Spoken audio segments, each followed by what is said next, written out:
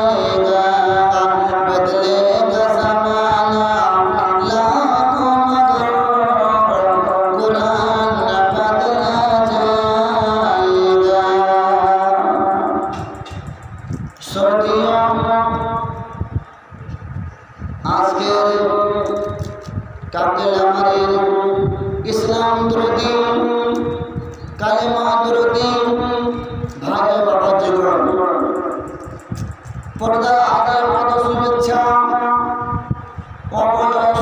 মা ভগিনীগণ সমস্ত প্রশংসা সমস্ত গুণগান একমাত্র আল্লাহ রাব্বুল আলামিনের জন্য, যে আল্লাহ রাব্বুল আলামিন আমাকে আপনাকে সৃষ্টি করেছেন। শুধু সৃষ্টি করেছেন তেমনি আমাদের অন্যায় করার জন্য কালে কালে যুগে যুগে রাসূল নবী পাঠিয়েছেন বলে আলহামদুলিল্লাহ। আমাদের ধর্ম নেতা মাওলানা মুরুদুল্লাহ সাগত কায়নাত আহমদ মুস্তাফা মুহাম্মদ মুস্তাফা সাল্লাল্লাহু আলাইহি ওয়াসাল্লাম উপরে লাখ লাখ কোটি কোটি সালাম বর্ষিত হোক। আল্লাহুম্মা সাল্লি আলাইহি আল্লাহুম্মা বারিক আলাইহি। ভাইরা আমার, আপনারা গতকাল সন্ধ্যার পর থেকে রাত্রি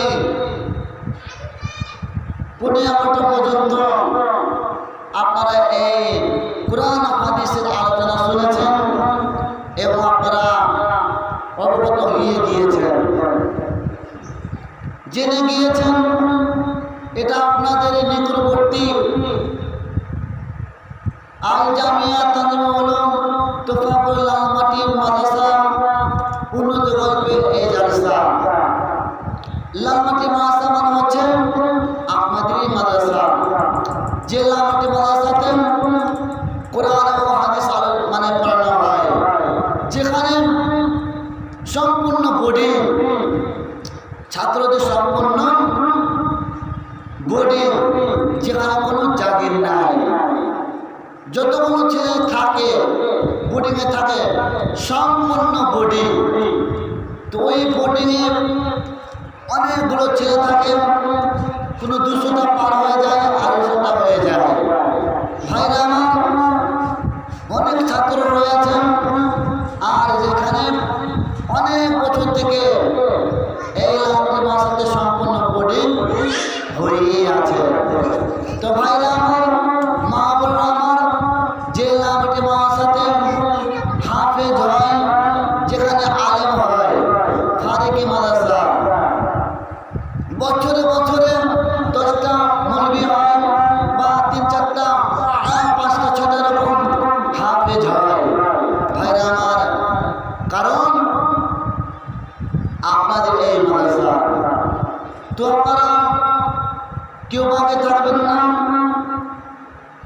সকাল হলে পরে মানুষ আপনা আপন কাজে ব্যস্ত, কেউ মাঠে যাবে, কেউ দোকান যাবে। সকাল ঘুরে দেখলাম সব আপনা আপন সব কাজে ব্যস্ত, কেউ মাঠে চলে গেছে, কেউ দোকান খুলে দিয়েছে, এরকম তারা ব্যস্ত। আমি বলতে চাই, যারা যারা এখনো জাননি তো একটু লক্ষ্য করবেন এদিকে। সকাল হলে মানুষ কাজে ব্যস্ত, আর মা বোনরা তারা সংসারের কাজ, সংসারের কাজ তারা থালি মাজা, ঘর পরিষ্কার পরিচ্ছন্নতা এরকম তারা রাখে।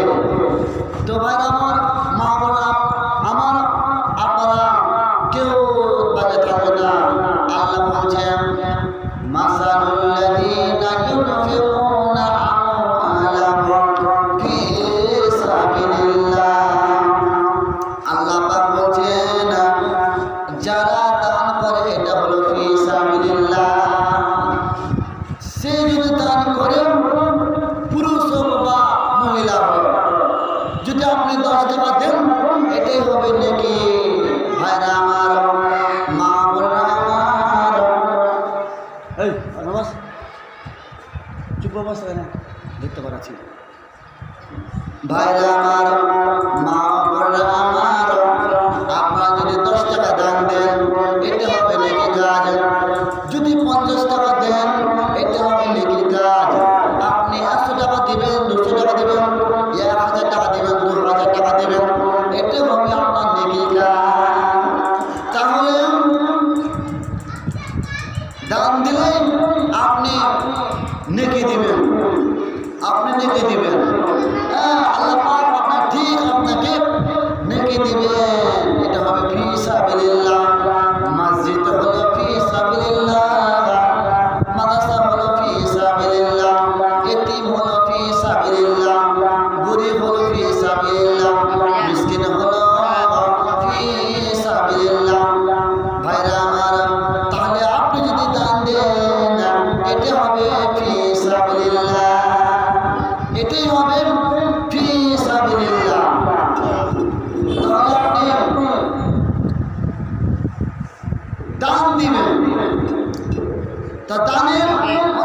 ফজিলত রয়েছে। ভাইরা আমার, এই জন্য আল্লাহ পাক বলছে তোমরা আমাকে ভয় করো, আমাকে ভয় করো এবং আমার রাস্তায় দান করো, জিহাদ করো। ভাইরা আমার, সাদকা দাও, ফিতরা দাও, দান দাও, এতে হবে আপনার নেকির কাজ। নেকির উদ্দেশ্য হলো এটা দান করা। এই এটা বসো, এটা বসো, বুড়ি কিনা বলছো কেন? ভাইরা আমার, এই জন্য আল্লাহ নবী এটা বললেন যে দান দাও, দান করলে তোমার নেকি আছে। ফি সাবিলিল্লাহ মানে আল্লাহ বলছে দান করো, ফি সাবিলিল্লাহ হচ্ছে এর মানে হচ্ছে দান করো। আল্লাহ পাক দান করতে বলছেন কোথায়? মসজিদ হোক, নবী মাসাদ হোক, এতিম হোক, মানে গরিব হোক, এরকম আল্লাহ নবী এটাই আল্লাহ নবী এতিমকে ভালোবাসতেন, আল্লাহ নবী এতিমকে ভালোবাসতেন, আল্লাহ নবী গরিবকে ভালোবাসতেন, আল্লাহ নবী বিধবাকে ভালোবাসতেন, আল্লাহ নবী এটাই ভালোবাসতেন, মানে এতিমকে খুবই ভালোবাসতেন। এই জন্য আল্লাহ পাক বলছেন, কুরআন মাজিদে বলছেন, সূরা দুহা, আল্লাম ইয়াজিদকা ইয়াতীমান ফাআওয়া। আল্লাহ বলছেন, হে নবী, আমি কি আপনাকে এতিম অবস্থা পাইনি? আমি আপনাকে পেয়েছি এতিম অবস্থায়, কেউ আপনাকে পেয়েছি এতিম অবস্থায়।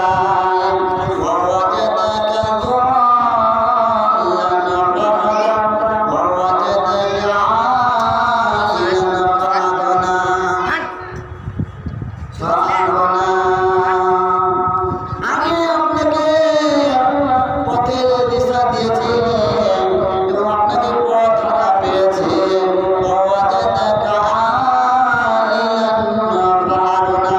এরপর আপনাকে দায়িত্ব দিয়ে আপনাকে দায়িত্ব মুক্ত দিয়েছি। সুতরাং আল্লাহ পাক অন্য আয়াতে তারপরে আয়াতে বলছেন, فأما اليتيم فلا تقهر وأما السائل فلا تنهر وأما بنعمة ربك فحدث। হে নবী, এতিম প্রতি নির্ভর করো না, এতিমকে কোনো কষ্ট দিও না এবং আল্লাহর রহমতে তোমরা প্রশংসা করো। আল্লাহ পাক নিজে আল্লাহ পাক বললেন যে হে নবী, এতিমকে ধর্ম দিও না, এতিমকে ধর্ম দিও না, এতিমকে ভালোবাসো, এতিমকে আশ্রয় দাও, এতিমকে ভালোবাসো। এটাই আল্লাহ নবী বললেন। তাহলে বোঝা গেল আল্লাহ নবী নিজে এতিম ছিলেন আর এতিমকে ভালোবাসতেন। হয়তো জায়েদ রাদিয়াল্লাহু তাআলা তিনি এতিম অবস্থায় হয়ে গিয়েছিলেন যখন তিনি তার মায়েরা মানে জায়েদকে নিয়ে গেলেন। জায়েদকে নিয়ে বেড়াতে ইতিমধ্যে জায়েদ হারিয়ে যান। জায়েদ রাদিয়াল্লাহু তাআলা আনহু তিনি হারিয়ে যান। এরপরে জায়েদকে ওই মাকসাদে তিনি ছিলেন। আল্লাহ নবীর ঘরে উঠে নিলেন, অনেকদিন থাকলেন। জায়েদের পিতারা, জায়েদের চাচা, জায়েদের পিতা খুঁজে পায় না। অনেকদিন পর জায়েদকে খুঁজে মানে সন্ধান পেলেন। বুঝতে পারলেন না, জায়েদ বললেন, জায়েদের পিতা বলছেন, জায়েদের পিতারা বলছেন, মনে আল্লাহ রাসূল সাল্লাল্লাহু আলাইহি ওয়াসাল্লামের কাছে গেলেন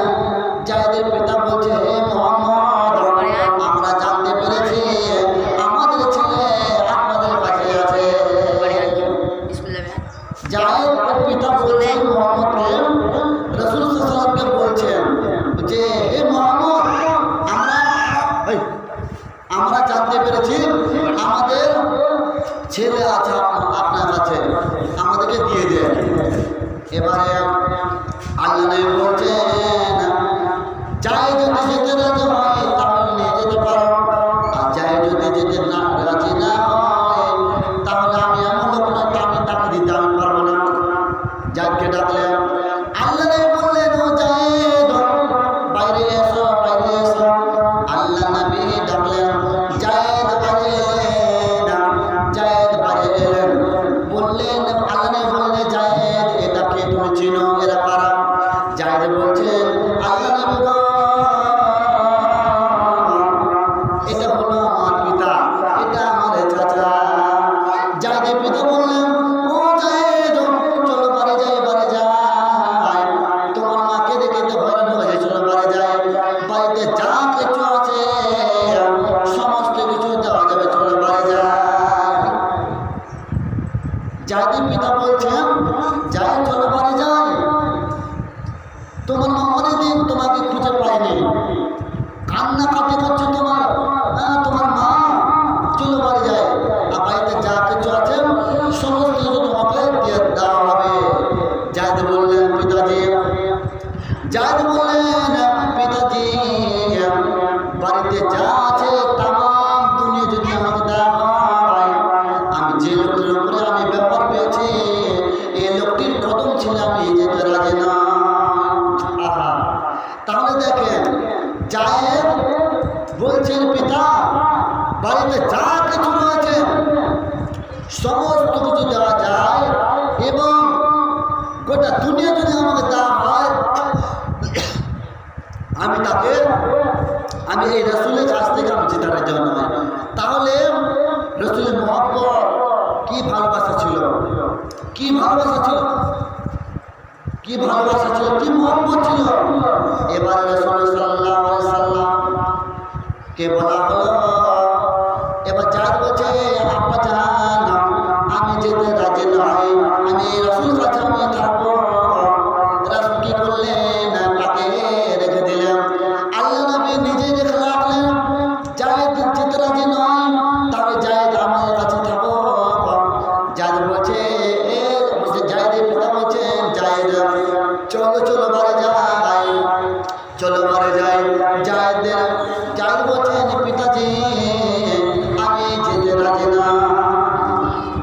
কি বল কি তার মহব্বত, তিনি হচ্ছেন আমাদের সর্বশেষ নবী, আমাদের বিশ্ব নবী। ভাইরা আমার এবার আল্লাহ নবী এতিমকে ভালোবাসতেন, এতিমকে সাহায্য করেছেন, বিধবাকে সাহায্য করেছেন। আল্লাহ নবী তাই বলছেন যে এতিমকে তোমার ধন দিও না। এটা আরবিতে আছে, এটা আরবিতে বললাম আনা এতিমুল ইউহিব্বুল ইতিমা, আমি হলাম এতিম আর আমি এতিমকে ভালোবাসি। আরবিতে আছে আনা এতিমুল ইউহিব্বুল ইতিমা, আমি হলাম এতিম আর আমি এতিমকে ভালোবাসি। আল্লাহ নবী বললেন আমি হলাম এতিম আর আমি এতিমকে ভালোবাসি। তোমরা যদি এতিমকে ভালোবাসতে পারো, এতিমের হাতে হাত ধরতে পারো, তোমরা জানতে পারবে তোমরা আমার হাতে হাত ধরিয়েছে। এই জন্য আল্লাহ নবী বললেন যারা এতিমকে ভালোবাসবে, যারা বিধবাকে ভালোবাসবে এবং তারা জান্নাতে আমি তাকে এবং আমি এতিমকে নিয়ে আমি জান্নাতে বসবাস থাকবো, জান্নাতে থাকবো। তাহলে এতিমকে কত ভালোবাসেন আল্লাহ নবী। জায়েদের কথা তো হলো, এবার আসেন আনাস বলছেন, আনাস রাদিয়াল্লাহু তাআলা আনহু তিনি বলছেন আমি রাসূলের পাশে আমি 10টি বছর পর্যন্ত রাসূলের আমি খিদমত করতাম। 10টি বছর আল্লাহ রাসূলের খিদমত করতেন আনাস রাদিয়াল্লাহু তাআলা আনহু। তিনি বলছেন যে আমি রাসূলের কাছে আমি 10টি বছর পর্যন্ত আমি সেবা করছিলাম, খিদমত করছিলাম। এর মধ্যে আনাস রাদিয়াল্লাহু তাআলা আনহু তিনি বলছেন আমি রাসূলের কাছে রাসূল যা করতেন, যা বলতে বলতেন আমি সেটা করতাম। আনাস বলছেন আমি 10টি বছর পর্যন্ত রাসূলের আমি খিদমত করতাম। এই 10টি বছর ভিতরে আল্লাহ কোনোদিন আমাকে ধর্ম দেন না। আনাস বলছেন আমি 10টি বছর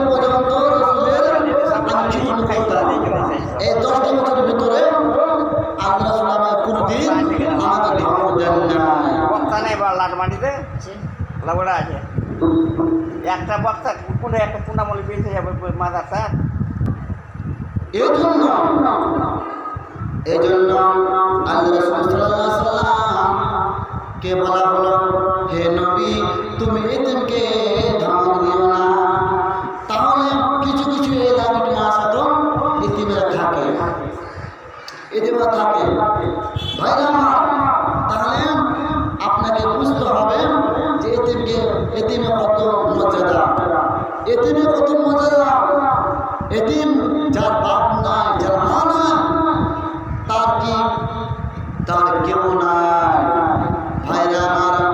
এই জন্য আল্লাহ নবী এটাই বললেন, তোমরা এতিমকে ভালোবাসো। দয়ালু নবী প্রেমের ছবি আর আসবে না জগতে আমার। দয়ালু নবী প্রেমের ছবি আর আসবে না জগতে। দেশ দেশের জিন্দেগি কাছে বলে উম্মতি, দেশ দেশের জিন্দেগি কাছে বলে উম্মতি। সেই মদিনা এখন ঘুমিয়ে আছেন। দয়ালু নবী প্রেমের ছবি আর আসবে না জগতে আমার।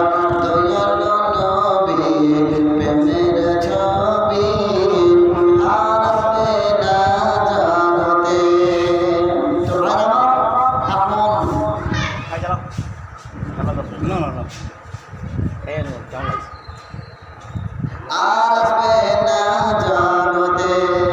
তাহলে আপনারা কেউ ভাবে থাকবেন না, সবার আঙ্গুল খুলে আপনারা এই এলাকাটি মাসের সহযোগিতা করবেন।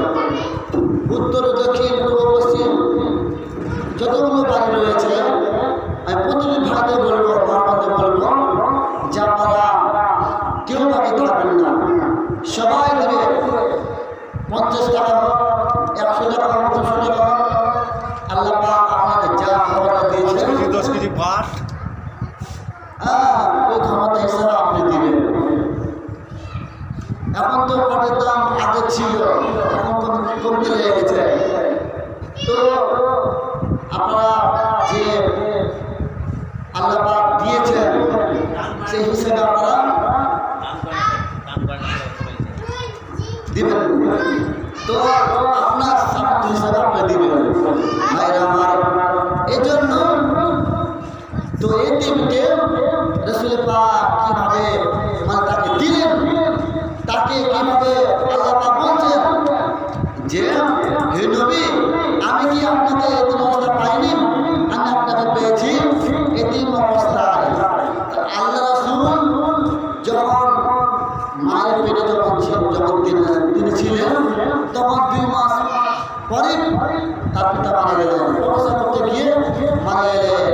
আর আল্লাহ রাসূল 6 বছর বয়স যখন ছিল তখন মা জননী মারা গেলেন।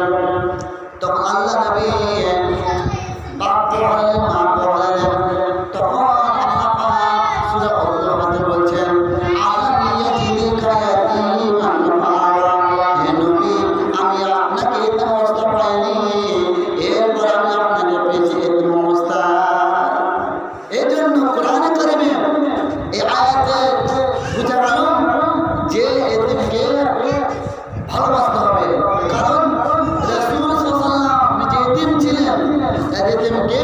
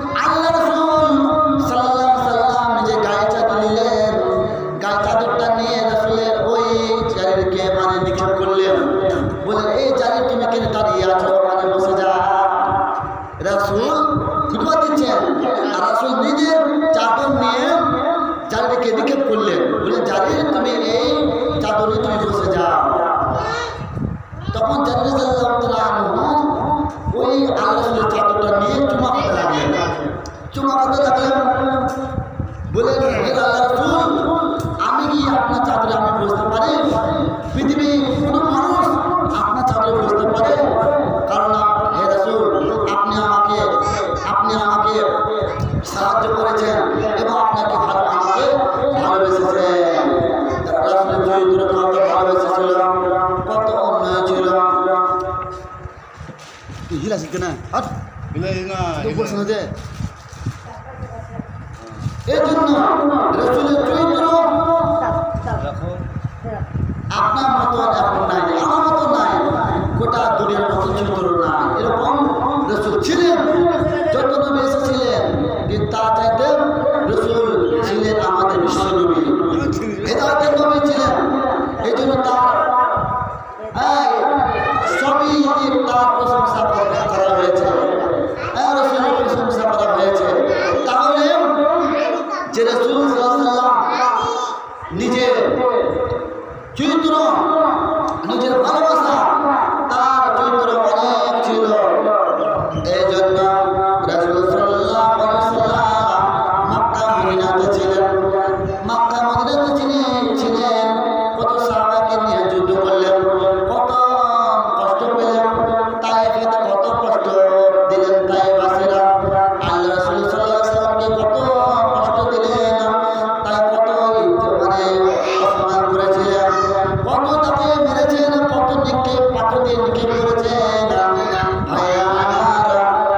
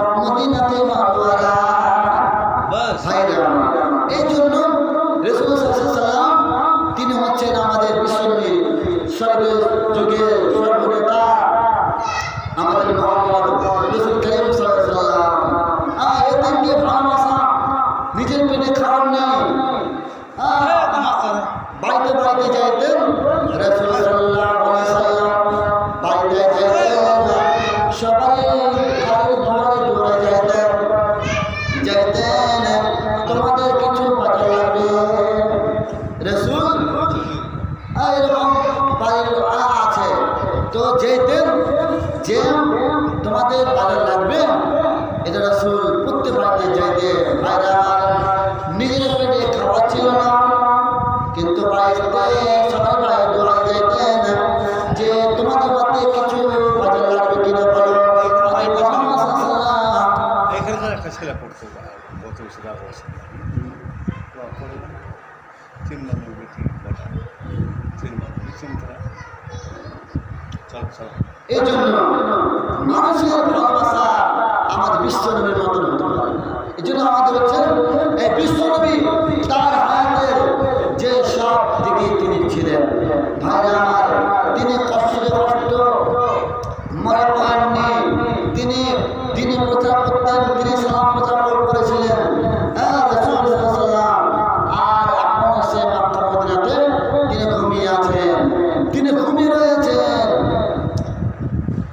তিনি নবী যে আমার লাগাইয়া বাজার শুয়ে আছেন সোনার মদিনায়, নবী যে আমার লাগাইয়া বাজার শুয়ে আছেন সোনার মদিনায়। ভাইরা আমার, এই জন্য রাসূল ওইখানে ঘুমিয়ে রয়েছেন। ভাইরা আমার, সেই মাথাতে ঘুমিয়ে রয়েছেন, মদিনা মাথাতে ঘুমিয়ে রয়েছেন। ভাইরা আমার, বন্ধুরা আমার, এই জন্য আমাদেরকে বেশি বেশি করে ইবাদত করতে হবে, রাসূলের কথা মানতে হবে, আল্লাহ রাসূল এবং আল্লাহর নবীকে মানতে হবে, কোরআনকে মানতে হবে, রাসূলকে মানতে হবে, রাসূলের হাদিসকে মানতে হবে, মানতে হবে, সব দিক থেকে আপনাকে মানতে হবে।